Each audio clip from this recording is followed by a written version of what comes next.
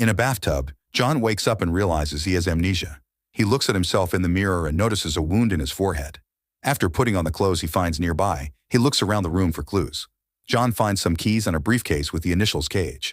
Inside there are more clothes and a postcard from Shell Beach, which triggers memories of visiting the place as a child. Suddenly a telephone starts ringing and John picks it up. It's Dr. Daniel, who explains John's memory was erased because of a failed experiment and now there are some men looking for him, so he needs to leave immediately. John wants to know more, but he hangs up when he sees something behind the bed. He comes closer and is horrified to find a dead woman with bleeding scars that are shaped like spirals. There's also a blood-stained knife on the table. He immediately runs out of the room and discovers he's in a hotel.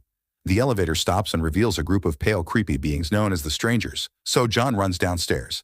When he reaches the lobby, John notices every person is asleep, even the receptionist and the woman on the phone.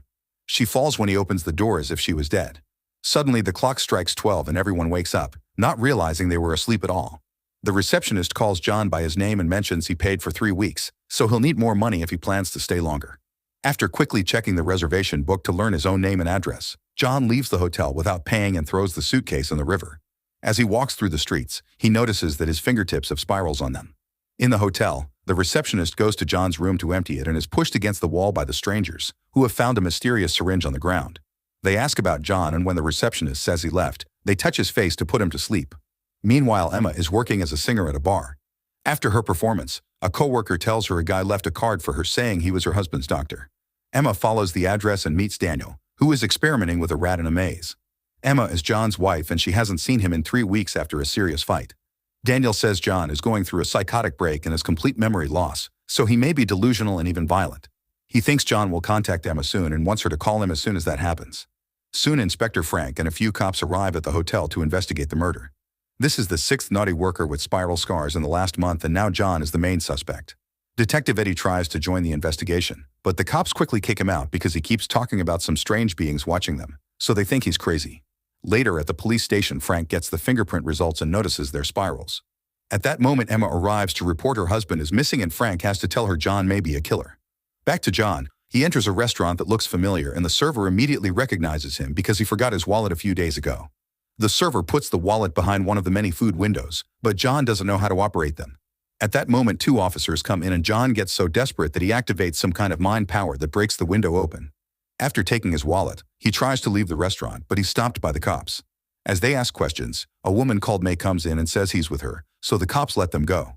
May takes John to her apartment and while she changes, he checks the wallet to discover Emma's picture. He then realizes May is a naughty worker, but before he can do anything, he notices she has a daughter and leaves. As he wanders around, he sees a sign promoting Shell Beach, which matches his postcard. He takes a closer look while checking his pockets and finds all the newspaper articles detailing the murders. John falls in shock as he realizes he did it. At that moment, the Strangers show up and try to use their hand trick to put him to sleep, but John is immune. Then a stranger takes out a knife and tries to attack. However, the wood platform breaks under him and he falls. The other Strangers are also armed and trigger John's power, which breaks more wood. Another stranger falls and gets stuck in some rope that chokes him. The first stranger flies back to the platform and tries using his knife, so John steps out of the way and falls into the hole too.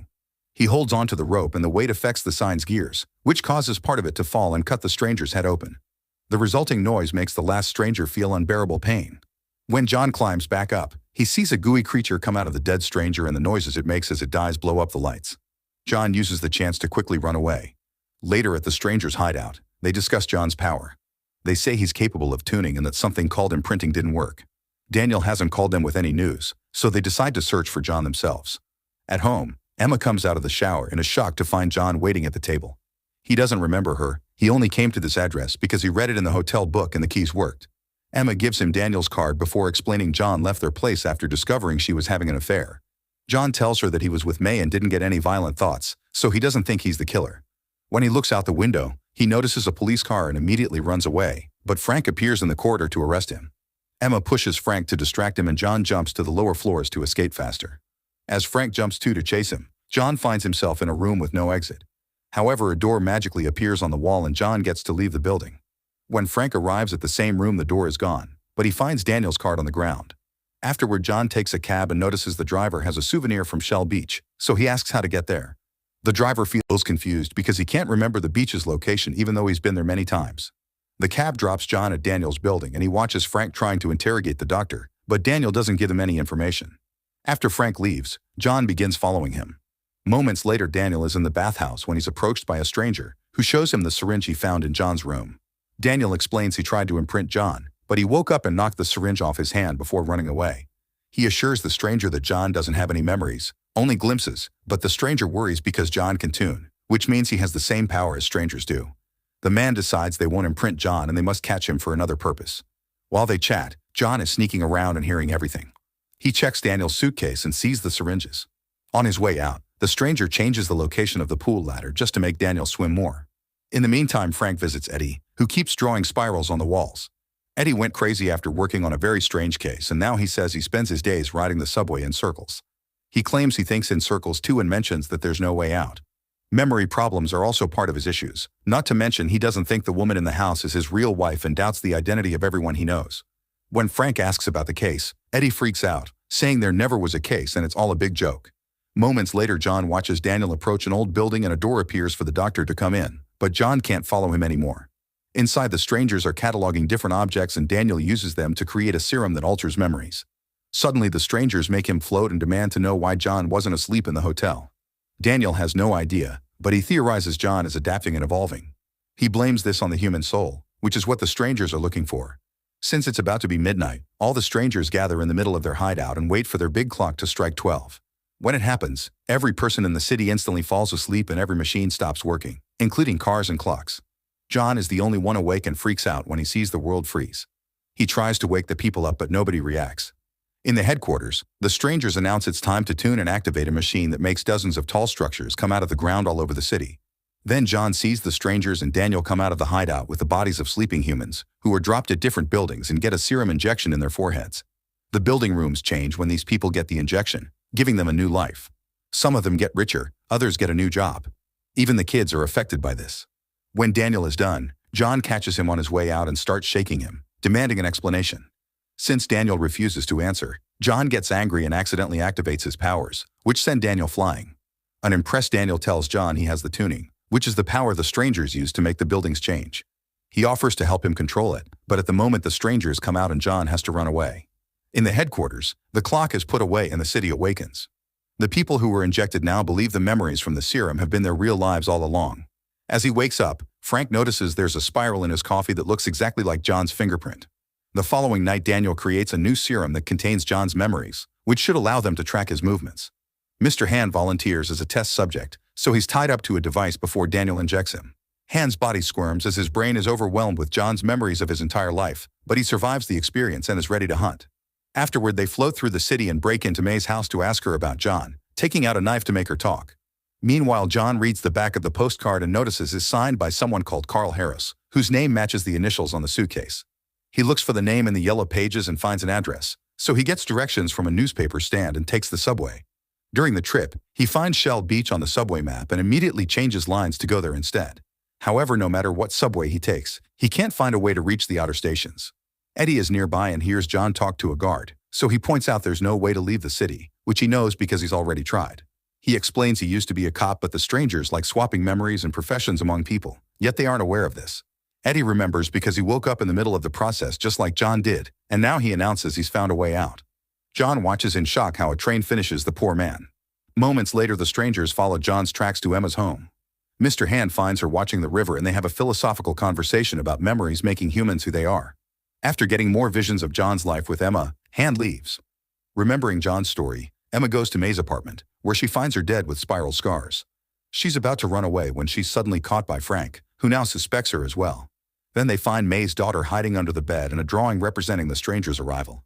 Eventually, John finds Carl's address, which is an aquarium. Nobody comes out when he yells, so he breaks the front window to go inside. He enters a dark room and is threatened by Carl, who puts down his weapon as soon as he recognizes John. Carl is John's uncle and has many pictures of his childhood, including his hometown Shell Beach. John's family died when the house burned down and Carl doesn't remember how to get to that place. John notices the pictures are bright and realizes the sun has never risen in this city. It's always dark. One of the pictures shows that John burnt his arm in the fire, but he doesn't have a scar now, which means everything is a lie. He still agrees to spend the night in his old room and finds a journal he wrote as a kid about Shell Beach, but it's empty. At the same time, Carl secretly calls Emma to tell her where her husband is, but John overhears him and escapes through the window. Emma passes the information to Frank and they leave together to look for him. unaware that Hand is following them. At that moment, clocks strike 12 and everyone falls asleep. The strangers find John and begin transforming the stairs he's on to try to stop him. John keeps on running anyway, reaching the roof and jumping from building to building as the city transforms around him. Suddenly, Mr. Hand blocks his way and tries to attack, but John punches him to knock him down and steals his knife. John threatens Hand to make him talk and learns that the strangers have built this city using people's stolen memories from a variety of time periods. Every night they refine it to learn what makes people human since the strangers want to be like them. Then Hand begins teasing John with his memories before revealing that the strangers are the gooey creatures that John saw the other night, and they use dead human bodies as their vessels. He tries to choke John, but at that moment the roof transforms and throws them both off. John manages to hold on to a balcony and sees more strangers coming after him, not to mention there's a building coming closer. A desperate John breaks the window and hides in the room behind him before the two buildings crash into each other, killing one of the strangers. The other stranger also goes inside and chases John through the corridors. John runs until he finds a door that he opens after some struggle, only to almost fall off the building. He holds on to the edge and the stranger bites his hand, making him bleed. Thankfully, there's a structure growing nearby and John manages to jump on it to escape through the roofs again. As the tuning time ends and everyone wakes up, John lands in an alley and is surrounded by strangers. However, Frank and Emma show up in a car and quickly take him away. Later at the police station, Frank interrogates John, showing him pictures of the bodies in the Shell Beach book. To John's surprise, the pages now have drawings. He points out the lack of sunlight and people having no memories to prove something strange is going on, but Frank doesn't believe him. Next, John uses his power to make the book float, leaving Frank in shock. Afterward, John is allowed to talk to Emma and tells her he isn't mad about the affair anymore because the memories aren't real. He also says their marriage isn't real either, yet Emma feels that her love for him is real. John uses his power to break the glass and kiss her, but the cops take him away. Suddenly, the strangers burst into the station and put all the cops to sleep. Then they force the captain to take them to John, but when they open the cell, he's already gone. Hand kills the captain to deal with his anger. At the bathhouse, John confronts Daniel again and gets him to talk. Daniel explains the entire city is the strangers' experiment and that he hides there because they hate water. He also confirms John isn't a murderer and offers to inject him again to get the rest of the truth. Suddenly, Frank appears and holds Daniel at gunpoint, revealing he's released John so they could find the truth together. The duo drags Daniel into Frank's car and begins driving toward Shell Beach, telling the doctor to guide them there. When Daniel tries to refuse, saying there's nothing there, John tortures him with his power until he agrees. When they reach the river, they notice the bridge is gone. Daniel tries to run away, so John kicks him down and announces they'll continue on a boat. Meanwhile, Emma enters her apartment and discovers all her things are gone, but the strangers are there and Hand calls her Anna. Emma tries to escape only for Hand to block her way. Back to the boat, Daniel is sharing the story of what happened. The strangers are aliens who abducted a bunch of humans and brought them to this dark city as an experiment. They mix and match their memories to try to understand what makes humans unique and hopefully learn how to get a soul. The strangers share a collective mind and the race is on the brink of extinction, so they think human souls can save them. They're afraid of light, that's why it's always dark in their city. Daniel was forced to cooperate because the aliens didn't know how to experiment with the human mind since they couldn't understand it, but he was forced to erase his own memories. All the memories John has are fake, and the drawings on the notebook were created recently by his powers. Eventually, they reach the outer walls and discover Shell Beach is just a sign. Daniel insists there's nothing beyond the city, but Frank and John start breaking down the wall anyway. They almost fall through the resulting hole and are shocked to see outer space on the other side, which confirms humans the alien story. At that moment, the strangers arrive with Emma and Frank opens fire, killing a few of them. When a stranger tries to attack John, Frank fights him and they accidentally fall through the hole, floating away to their deaths. John wants to keep fighting, but Hand threatens to kill Emma, so he surrenders and lets Hand put him to sleep. Moments later, John wakes up tied to a device in the stranger's hideout. The crowd wants him dead, but the leader announces the experiment is over and that John will be imprinted with the stranger's memories so they can share his soul.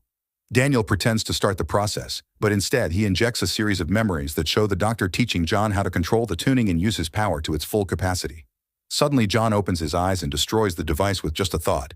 Then he uses his powers to push back the strangers and free Daniel from a device too. Soon the leader retaliates with his own powers and a fight ensues. John and the stranger keep pushing each other and destroying the room they're in, so the other strangers run in panic. The metal creates spikes and rising structures while the electricity begins shocking any stranger it can reach. John's and the leader's powers crash in the middle of the room, causing the whole building to shake and begin to crumble. Strangers keep falling to their deaths or are crushed by the debris. When the roof and walls break, the strangers start floating into space too. Eventually, the powers burst into a beam of light and the city above them starts to crumble as well. Daniel manages to escape as the giant clock emerges from the ground and John floats toward the sky. The leader does the same and throws a knife at John, who stops it with his power and throws it back. It stabs the leader and sends it flying into a water tank that explodes. The alien comes out from the dead body and dissolves in the air. Afterward, John asks about Emma and Daniel explains she doesn't exist anymore because she was given new memories during the last tuning. The memory factory has been destroyed, so they can't bring her back either. John then uses his power to expel the water out of the city and creates an ocean around it. He also begins rebuilding the city as he announces he's going to Shell Beach. Meanwhile, Emma wakes up as Anna, an employee at the local theater. When her shift is over, she takes the bus to Shell Beach too. At the same time, John is approached by Hand, but he ignores him and creates a shore near the ocean before making the sun rise. As the light burns Hand, John goes to the bridge on the shore and reunites with Emma. She doesn't recognize him but still invites him to go on a walk on the beach. Make sure to subscribe and turn on notifications so you can watch more videos like this. Thanks for watching.